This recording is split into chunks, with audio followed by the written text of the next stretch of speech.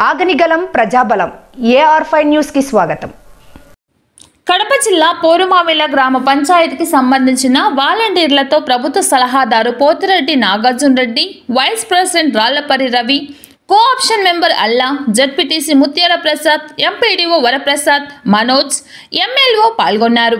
ఈ సందర్భంగా నాగార్జున రెడ్డి మాట్లాడుతూ జగనన్న ముఖ్యమంత్రి అయిన తరువాత సచివాలయ వ్యవస్థలో వాలంటరీ వ్యవస్థ ప్రముఖమైనదని, ప్రభుత్వ సంక్షేమ పథకాలు సక్రమంగా అందే విధంగా చూడవలసిన బాధ్యత మీపై ఉందని, పథకాలు అందిన ప్రతి ఒక్కరికి ఇంటి దగ్గరికి పోయి గత ప్రభుత్వంలో చంద్రబాబు ఏమి చేశారు, ఇప్పుడు జగనన్న ఏమి చేశారని దానిపై మీరు ప్రజలకు అవగాహన కల్పించాలని, జగనన్న వస్తేనే వాలంటరీ వ్యవస్థ ఉంటుందని, సచివాలయ వ్యవస్థ ఉంటుందని, సంక్షేమ పథకాలు అమలవుతాయని, లేకుంటే అందరూ మోసపోతారని, చంద్రబాబు ఇప్పుడు చెప్తున్న సంక్షేమ పథకాలు గతంలో 2014లో 600 హామీలు ఇచ్చి ఏ ఒక్కటి కూడా నెరవేర్చలేదని, ప్రజలు చంద్రబాబును నమ్మే పరిస్థితులు లేరని, కావున మీరు ప్రభుత్వ పథకాల గురించి ప్రజలకు అవగాహన కల్పించాలని కోరారు.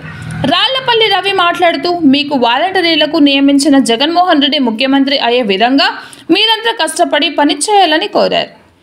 కడప అన్నమయ్య జిల్లా ఇన్ఛార్జ్ హృదయనాథ్, AR5 కడప జిల్లా స్టాఫ్ రిపోర్టర్ ఎం రామచంద్రయ్య, రిపోర్టర్ శ్రీనివాసులు. బ్యాంకుల్లో పెట్టిన బంగారు ఇప్పిస్తానన్నాడు. అది కూడా ఇరిపిగా ఆయన మాటలు నమ్మి బ్యాంకులో వేసుకోవడం కూడా జరిగింది. స్కూల్ తరగతి గదుల్లో మంచినీటి సౌకర్యం బాత్రూంలో కట్టిస్తానన్నాడు. ఎక్కడా కట్టించిన పథకాలు లేవు. మరి 104, 108 సంబంధించి కొత్త అన్ని కూడా నేను ఇస్తాను, వాహనాలు చేస్తానని చెప్పాడు. అవి కూడా చేయలేకపోయాడు. ఉన్నత చదువు చదివే ప్రతి విద్యార్థికి ఫీజు రియంబర్స్మెంట్ ఇస్తానన్నాడు. ఫీజు రియంబర్స్మెంట్ కూడా ఆయన టైంలో జరగలే. 3 సెంటు స్థలంతో పాటు ఇంటి నిర్మాణానికి 1.5 అంటే 1.5 లక్ష డబ్బులు ఇస్తానని చెప్పాడు. ఎక్కడ కూడా ఇచ్చిన దాఖలాలు 3 సెంట్లు కాదు, కానీ ఒక 1/2 సెంటు కూడా స్థలం ఇచ్చినటువంటి దాఖలాలు ఎక్కడ కనిపించాల. మరి అధికారంలోకి వస్తే అవినీతి నిర్మూలిస్తానని చెప్పాడు. ఇంటికి ఒక ఉద్యోగం, బాబు వస్తే జాబ్ వస్తుంది, నిరుద్యోగ వృత్తి ఇస్తానని చెప్పాడు. అది ఎలక్షన్లకు 6 నెలల ముందు కొంతమందికి మాత్రమే, అది కూడా టీడీపీకి అనుకూలమైనటువంటి వాళ్ళకు మాత్రమే ఇవ్వడం జరిగింది. ఈనాడు జగనన్న వచ్చిన తర్వాత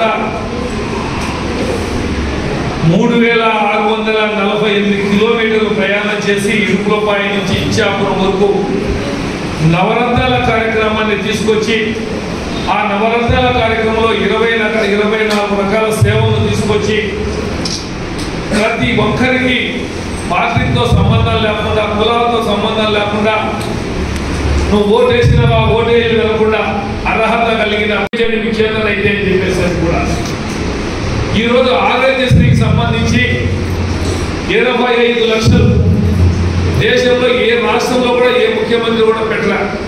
ఒక్క వ్యక్తి హాస్పిటల్లో చూపించుకుంటే, ప్రైవేట్ హాస్పిటల్లో చూపించుకున్నా కూడా 25 లక్షల రూపాయల డబ్బులు ప్రభుత్వమే ప్రదాయిస్తుంది.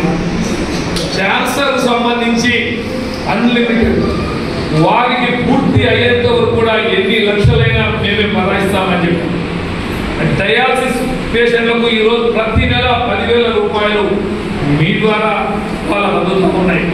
అంటే ఇవన్నీ కూడా జగనన్న వచ్చినప్పుడు చేసిన ప్రత్యక్షంగా మనం చూస్తున్నాం. ఇవన్నీ కూడా మీ ద్వారా జరుగుతున్నాయి. నేను ఎందుకు మీకు తెలియదని నేను చెప్పడంలా, మీకు కూడా తెలుసు. కానీ ఆచరణలో తీసుకుపోయి ఎవరైతే లబ్ధి పొందుతున్నారో వాళ్ళకు చెప్పే దాంట్లో మీరు విఫలమైపోతున్నారు. శిక్షణలు మాత్రమే ఇవ్వడం జరుగుతూ ఉంది.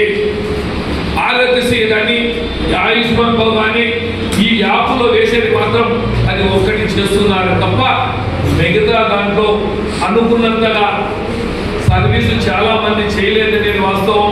అందుకే నేను ఎందుకంటే పూర్వాలను సపరేట్గా పెట్టడం కూడా, ఎందుకంటే మిగతా పంచాయతీలో బాగా పనిచేస్తున్నారు, వాళ్ళలో మిమ్మల్ని చెప్పి మాట్లాడితే బాగుండదు. మార్పు రావాలి, మీలో మార్పు వస్తేనే రేపు మన జగనన్నను ముఖ్యమంత్రి చేసుకునే అధికారం చేసుకునేదానికి కూడా అవకాశం ఉంటుంది. కాబట్టి నేను చెప్పాను, ఎందుకంటే ఈ పంచాయతీరాజ్ రూరల్ డెవలప్మెంట్ దాంట్లో ఒక ప్రభుత్వ సలహాదారునిగా సీఎం అడ్వైజర్గా ఈ రోజు నేను ఈ స్థాయిలో నేను ఉన్నానంటే జగనన్న ఇచ్చినటువంటి ఈ పదవిని నేను సద్వినియోగం చేయాలి, ప్రజల్లోకి తీసుకుపోవాలి. అందుకే ఇంతవరకు 18 జిల్లాల్లో నా పర్యటన జరిగింది. ఇప్పుడు ఎక్కువగా నా సొంత నియోజకవర్గంలో నేను ఇక్కడ ఎమ్మెల్యేని గెలిపించుకునేదానికి నా శక్తి మధ్య లేకుండా కృషి చేసేదానికి ఇప్పుడు ఈ రోజు నుంచే మొదలు పెట్టాను. 7 మండలాల్లో తిరుగుతాను, వాలంటీర్లతో తిరుగుతాను, మీటింగ్ పెడతాను, డాక్రా మహిళలతో మీటింగ్ పెడతాను, సచివాలయ సిబ్బందితో మీటింగ్ పెడతాను, అందరితో కూడా మీటింగ్ పెట్టి వాలంటీర్లతో మీటింగ్ పెట్టి ఈ అభివృద్ధి సంక్షేమ పథకాలను తీసుకుపోయే బాధ్యత మీ పైన ఉంటుంది అని చెప్పేసి నేను కూడా చెప్తున్నా. ఇంకొకటి, కులం కూడు పెట్టదు. కొంతమంది పిచ్చి లేచింది పవన్ కళ్యాణ్ అని. పవన్ కళ్యాణ్ ఏం చేశాడు? ఈ పొద్దు ఆయన చంద్రబాబు నాయుడు ట్రాక్ లో పడిపోయినాడు. 10-14 సీట్ల కంటే ఎక్కువ ఏరు. నిన్న ఆర్లగడ్డలో కూడా ఆయన రాంపుల్లారెడ్డికి ఇస్తానని చెప్పేసి పవన్ కళ్యాణ్ చెప్తే చంద్రబాబు నాయుడు గారు ఆయన డిక్లేర్ చేసేసాడు ఆయన ఈమె క్యాండిడేట్ అని చెప్పేసి అని. ఓ మాకలి ప్రియం. కాబట్టి ఎన్ని